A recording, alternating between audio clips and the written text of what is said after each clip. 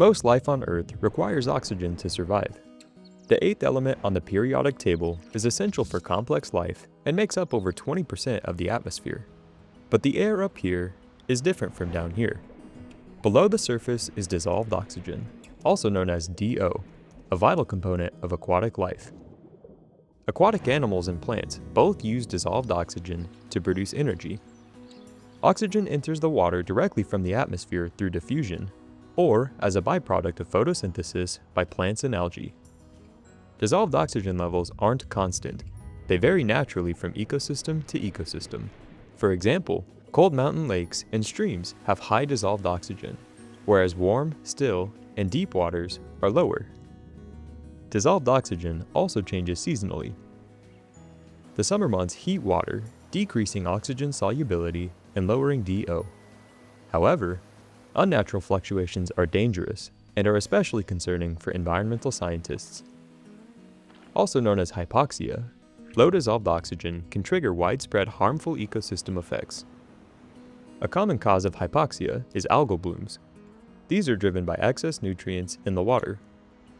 When these blooms die, bacteria decompose them and consume vast amounts of oxygen, inducing deepwater hypoxia, which can lead to fish kills. Global warming is also causing low dissolved oxygen beyond these natural seasonal swings. Fortunately, it can rebound from low conditions. Dissolved oxygen increases naturally from wave action, which enhances diffusion during low temperatures in the fall and winter, or from technology that artificially boosts dissolved oxygen levels with rushing water. Overall, dissolved oxygen is a sensitive yet vital water quality parameter, and one which scientists often study. Dissolved oxygen instruments typically use an optical sensor that emits blue light onto an oxygen-sensitive dye on a semi-permeable membrane. The light excites the dye, and a photodetector measures the returned luminescence. Because the oxygen affects the dye's luminescence, DO is calculated from the photodetector's reading. Even with the standard method, scientists have several options when choosing a sensor. The key considerations are measurement range, accuracy, and maintenance needs. The sensor should be capable of measuring the full range of dissolved oxygen concentrations expected in the target environment. For most environments, a sensor range from 0 to 20 milligrams per liter is sufficient. Long-term deployments, or those in saltwater environments, also risk biofouling. Some sensors include built-in features such as wipers, or use anti-fouling material to reduce organic matter buildup and maintain equilibrium across the membrane. Before field use, dissolved oxygen sensors should be calibrated. Once a sensor is calibrated, it's ready for the field. Continuous deployments use a dissolved oxygen sensor attached to a buoy or nearshore system, often alongside other water quality instruments.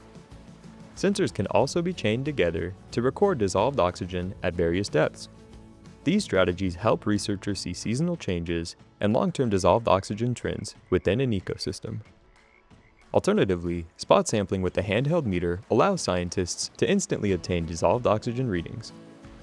No matter what, successful dissolved oxygen monitoring depends on a thoughtful system design and is vital for understanding, protecting, and enhancing aquatic ecosystems worldwide. Now that you understand this important water quality parameter, explore ways to measure it. Check out the videos linked below and subscribe to learn more about environmental measurements.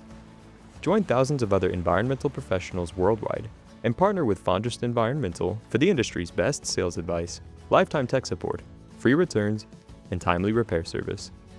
Buy online at fondrest.com when your research demands quality data.